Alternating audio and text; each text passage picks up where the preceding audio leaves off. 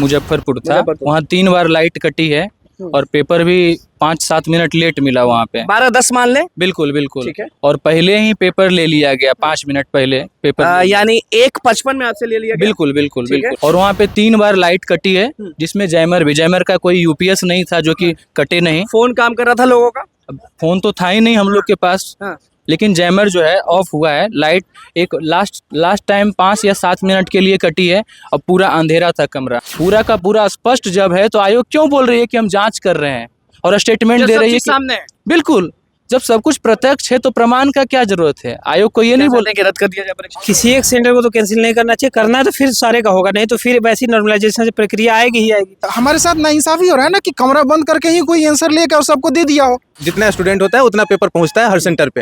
वहाँ पे मतलब जैसा कि डीएम का जो स्टेटमेंट है कि 288 स्टूडेंट थे और 192 कम पहुंचा। हाँ कम। भाई वो पेपर गया कहाँ?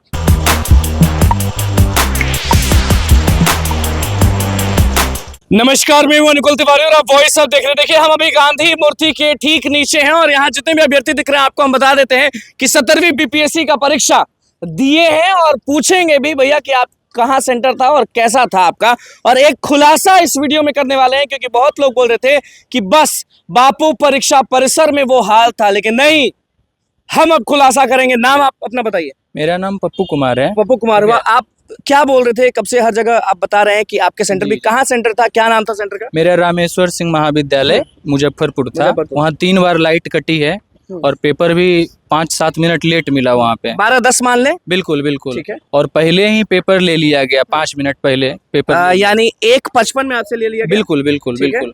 और वहाँ पे 3 बार लाइट कटी है, जिसमें जैमर का कोई यूपीएस नहीं था जो कि कटे नहीं। फोन काम कर रहा था लोगों का? अब फोन तो था ही नहीं हम लोग के पास, लेकिन जैमर जो है ऑफ हुआ है। लाइट एक लास्ट टाइम 5 या 7 मिनट के लिए कटी है और पूरा अंधेरा था कमरा। हम लोग रंग नहीं पा रहे थे और सब लोग को बोले भी, हम लोग चिल्ला रहे थे। तो वो अगर अंधेरा हुआ तो आपके बस हॉल में हुआ है, सबके हॉल में हुआ? नहीं, अभी तो पहले जिस रूम में थे हम तो मैं उसका जानता हूँ। लाइन तो पूरा कटा है। लाइन जब कटा है पूरा हो सकता है कि लाइट चला गया होगा इसलिए लाइट गया। तो लाइट चला गया होगा, जैमर तो ऑफ नहीं होता ना। हम ईपीएफओ का पेपर दे रहे थे दिल्ली में, 25 रुपया का मात्र है। आप 600 रुपया यहाँ पे आप लेते हैं। आप जैमर के लिए यूपीएस नहीं लगा सकते हैं। एक मैसेज भेजने के लिए मुश्किल से 2 या 3 सेकंड चाहिए और वहाँ के वहाँ 3-3 बार लाइट आपका कट रहा है। मतलब आपका प्रबंधन नहीं था। कहीं ना कहीं आपको शक है? बिल्कुल बिल्कुल शक है। और एक चीज और, आप 13 को पेपर लेने वाले हैं, 5,000 लड़का का आप बोलते हैं कि गया नहीं, नवादा आपका है, आप बोलते हैं ना। 12 को आप बोलते हैं कि ये सेंटर नहीं, ये सेंटर पटना का ही सेंटर का बात है, वहाँ जाइए। हाँ वहाँ जाइए। और 10 तारीख को आप नोटिफिकेशन निकालते हैं, 5,000 बच्चे का लिस्ट बकायदा नोटिफिकेशन में हम अभी दिखा सकते हैं। बिल्कुल, सब हाँ, लिखा हुआ है। उसमें दिया हुआ है कि आपका गया नहीं, आप लोग नवादा समझें। तो कौन नॉन सीरियस कौन है? आयोग है? क्या चाहते हैं आप ये बताएं, बीइंग स्टूडेंट आप क्या हम लोग एक परेड करते हैं, 15-20 दिन हम लोग रिहर्सल करते हैं, तब जाकर के हम लोग परेड करते हैं। 15 मिनट 10 मिनट का जो भी होता है। आप यहाँ पे क्या कर रहे हैं? आपको पूरा का पूरा पेपर लेना है, कदाचार रहित पेपर लेना है, और आप क्या कर रहे हैं? बिना प्रिपरेशन के क्या आगे आप लोग सोच रहे हैं? हम लोग बस यही सोच रहे हैं। रिड्रेसल मैकेनिज्म तो समझ में, निवारण तंत्र जो हमारा लग तो रहा है कि कोलैप्स कर गया है, हमको चाहिए। बापू सभागार का भी स्थिति है, बापू परीक्षा परिसर, बिल्कुल बापू परीक्षा परिसर का भी ये जग जाहिर है। पूरा का पूरा प्रत्यक्षम किम प्रमाणम, पूरा का पूरा स्पष्ट जब है तो आयोग क्यों बोल रही है कि हम जांच कर रहे हैं और स्टेटमेंट दे रही है सामने है। बिल्कुल, जब सब कुछ प्रत्यक्ष है तो प्रमाण का क्या जरूरत है? आयोग को ये नहीं बोलते कि रद्द कर दिया जाए परीक्षा। बिल्कुल। और जो एफआईआर जो उन बच्चों पे हुआ है, जो अज्ञात हो या जो नाम लेकर के, वो कैसे उन पे अगर हम बोले, अगर चेक किया जाए उनका रिकॉर्ड, तो वो छात्र ही निकलेंगे, पहले एक भी उन पे नहीं हुआ होगा। बिल्कुल। काफी। आप बताएं कि आपका सेंटर कहाँ पड़ा था? मेरा तो अरेराज में सर। आपके सेंटर पर सब चीज ओके था या नहीं? मेरे यहाँ तो सब ठीक था, वैसे तो मेरे को जानकारी अभी तक तो नहीं है। क्या डिमांड करते हैं? सब ठीक था, फिर आप क्या डिमांड करते हैं कि जिस सेंटर पर ये गड़बड़ियां हुई हैं, जो चीज हुई है, वहाँ पे कैंसिल किया जाए, ऑल ओवर बीपीएससी 17वीं नहीं, देखिए किसी एक सेंटर को तो कैंसिल नहीं करना चाहिए, करना है तो फिर सारे का होगा, नहीं तो फिर वैसी नॉर्मलाइजेशन से प्रक्रिया आएगी ही आएगी। जाहिर सी बात है, जब 11,000 लोगों का अलग से आप लीजिएगा, 12,000 का एग्जाम लीजिएगा, तो फिर एक क्वेश्चन तो 12,000 अलग आएंगे और फिर इस क्वेश्चन को आप उस क्वेश्चन से तो कंपेयर कर ही नहीं सकते हैं डायरेक्ट। तो उसके लिए तो फिर आपको आयोग को नॉर्मलाइजेशन की प्रक्रिया लानी होगी। चाहते क्या है? मैं तो चाहूंगा कि तो फेयर हो, सबके लिए फेयर हो। सबके लिए फेयर हो। आपका परीक्षा कहाँ था? कहाँ से? मेरा मधुबनी परीक्षा था, पोल स्टार स्कूल था। वहाँ क्या तो डिमांड करते हैं आप?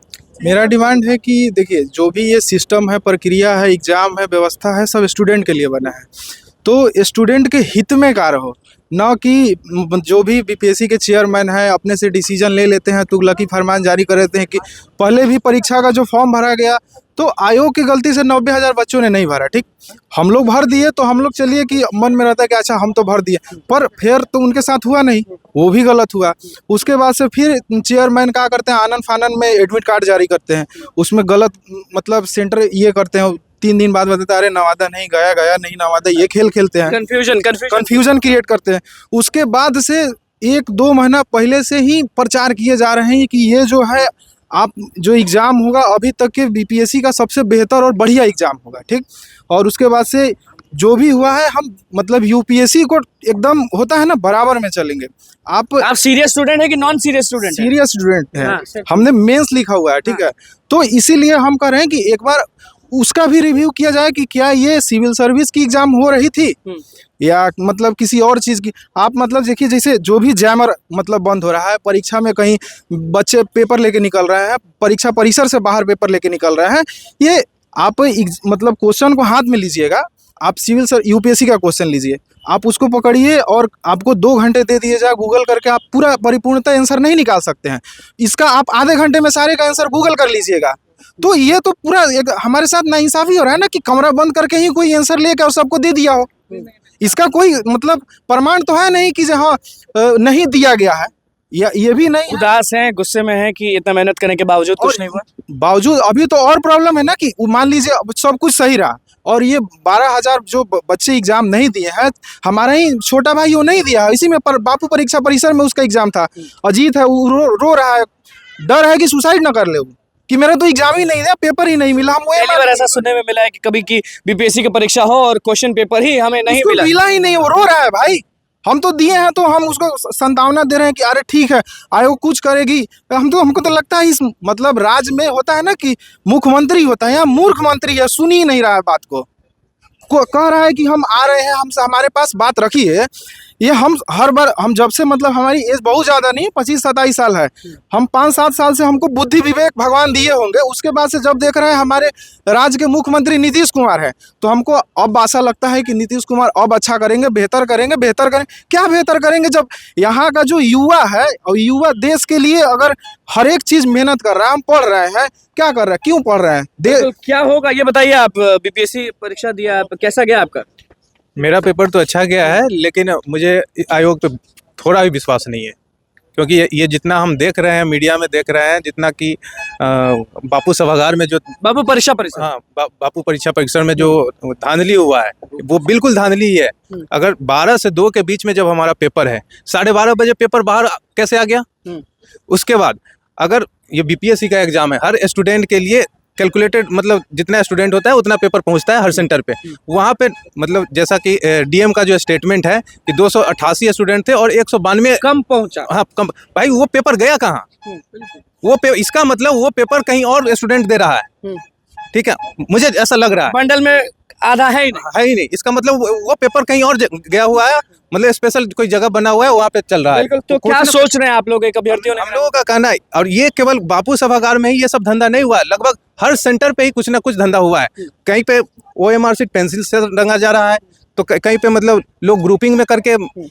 क्या फिर से जो अभ्यर्थी हैं वो आंदोलन करने वाले हैं? क्या हम लोग बस आयोग से और सरकार से यही डिमांड करते हैं कि पूरे पेपर को कैंसिल किया जाए पूरे बिहार का, और फिर से री एग्जाम लिया जाए एक फेयर तरीका से, नहीं तो स्टूडेंट रोड पे उतरेंगे और आंदोलन होगा। बिल्कुल। देखिए क्या कुछ कहना था। हाँ, आप sir socio economic caste census का बात करते हैं, आप सोसाइटी में जस्टिस हो इसका बात करते हैं, लेकिन आप जब रिक्तियां आती है, रिक्तियां में ही जब कदाचार आप ले आते हैं तो किसके साथ जस्टिस आप कर रहे हैं? बिल्कुल। देखिए हमारे साथ बीपीएससी 17वीं के अभ्यर्थी मौजूद थे, क्या कुछ कहना था उनका वो आपने सुन लिया। अगर नहीं सुनता आयोग, अगर नहीं सुनते मुख्यमंत्री, तो बहुत बड़ा आंदोलन होगा और ये लोग का कहना है कि शांतिपूर्ण आंदोलन करेंगे और जीत हासिल पक्का करेंगे। री एग्जाम होना चाहिए, ऐसा नहीं चलेगा क्योंकि सालों से हम लोग मेहनत करते हैं। क्या कुछ कहना था अभ्यर्थियों का वो आपने सुन लिया। तो बस हमारे चैनल को सब्सक्राइब करें, पेज को लाइक करें। कैमरा मैन के साथ धन्यवाद।